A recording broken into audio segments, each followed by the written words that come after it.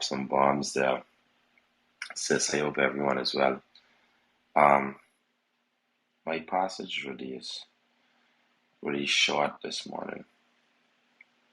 It's a Psalm 56 and 9, but just as a really small um, sort of it's like sort of poem, but it's only 3 lines, and it says, "The very day I call for help, the tide of battle turns. My enemies flee. This one thing I know, God is for me." Um, and today I'm just grateful for God being for me. You know, um, the psalmist particular um, in this particular verse, just how he started it out, it meant a lot to me just reading it. When I read it, it was sort of like a gem. I said, you know what, I gotta pocket this one and keep it, because he said, "The very day I call for help, the tide of the battle turns." And the reason why I was saying just now that it means a lot to me is because, sometimes we call out for help, right? And we don't realize, just like what Sister Levette was saying just now, like, it's harvest season, but you got to prune too.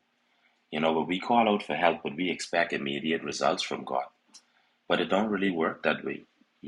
Like sometimes, like His help is come in the forms of many different things happening around you, so that you could so that you could see and experience the bigger picture.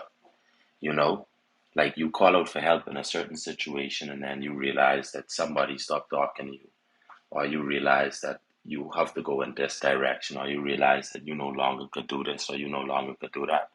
But all of this was set as a catalyst in the spiritual world when you called out for help. Your calling out for help is what basically set that that stone rolling down the mountain for God to be able to come to you and to provide what He needs for you to better yourself, or to help you in that particular situation. And how we cry for help is through prayer. Many times, and I can't say the amount of times that I cried out to God for help, but I try my best to balance that off with giving Him thanks and praise at the same time. Because sometimes as well, I have to remind myself all this time, a lot of times is, you know, my prayers ain't just always to ask for something. It's not a spiritual wishing well. I have to use it, and as a form of conversation with God, because He knows what's going on. We know that He's omnipotent. We know that He is omnipresent. He's here. He knows everything what's going on. But I think sometimes that He just wants us to talk to Him about it, to try to get clarity, to try to get answers.